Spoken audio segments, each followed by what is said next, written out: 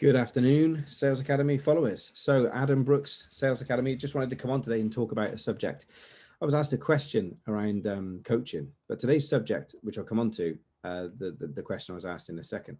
Today's subject for this podcast and this YouTube video is, if only you could see what I see. Now, what I mean by that is I was asked a question earlier today by one of my coaches who's going through training, and they asked me a question.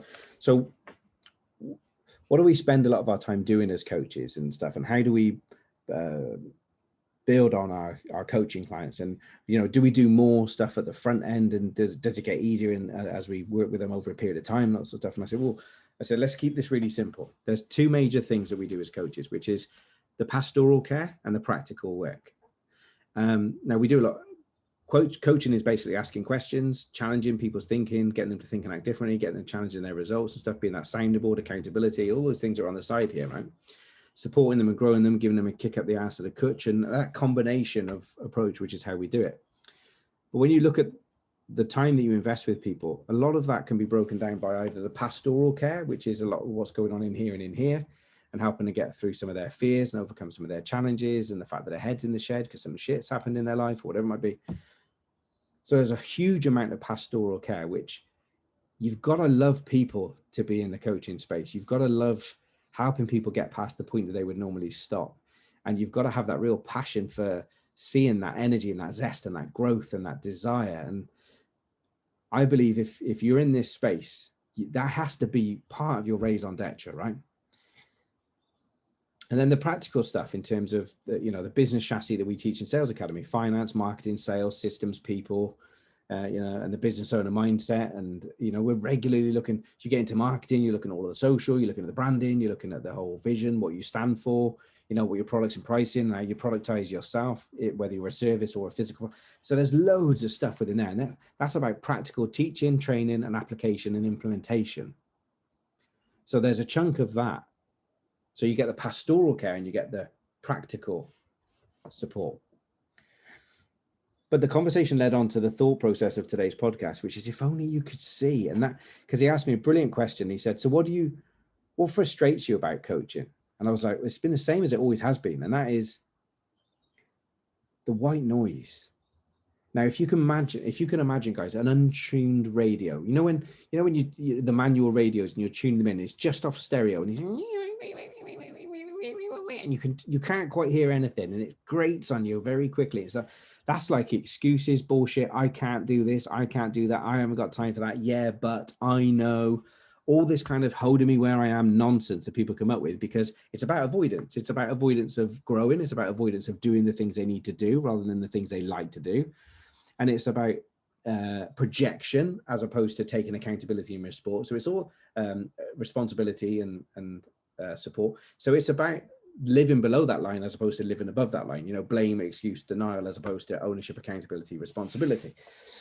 So yeah, that's one of the things that frustrates me. And he said, so I said, well, personally, and it can seem as a frustration at times. So the thing that inspires me the most, and the thing that I love the most about coaching, is the talent that I see. So the frustration there is wasted talent. Is what I think is one of the biggest crimes, is people who have talent and they waste it. And as a coach, I'm in a very privileged position, because you start to share with me your hopes, your dreams, your desires, your fears, your setbacks, your holdbacks, your wants to do. You share with me stuff that you're not even sharing with family, friends and stuff. So it's an extremely privileged and confidential position as a coach, which I take seriously. It means a lot. And I work damn hard, and have done for many, many years, to stay ahead of my game and stay enthusiastic about all aspects of people and business and psychology, behaviors and everything else, because that's my toolbox, right? I go back to my days in leadership, in corporate and stuff, and I was always the same. I've always been the same. And that is, I see ability in other people, to my detriment sometimes, more than they will ever see and believe in themselves. And it fills me with such love and energy and passion that I'm proud to talk about on a freaking podcast, right? Because I sit there sometimes when they're feeling doubts and they've got those fears and the anxiety kicking in, and whether they don't know whether they should continue doing this, or they've tried something a few times and it hasn't just quite, and it's like, hold the vision, trust the process, hold the vision, trust the process, hold the vision, trust the process, right? It's not the destination, it's the fucking journey that we go on. That's the beautiful part. That's the discovery. That's the aha moments. That's every single thing about living and breathing and life right there. Every day you open up your eyes and you breathe air in your lungs, it's a frigging gift. If only you could see your potential. If only you could see as far as I could see in the potential that I can see you have.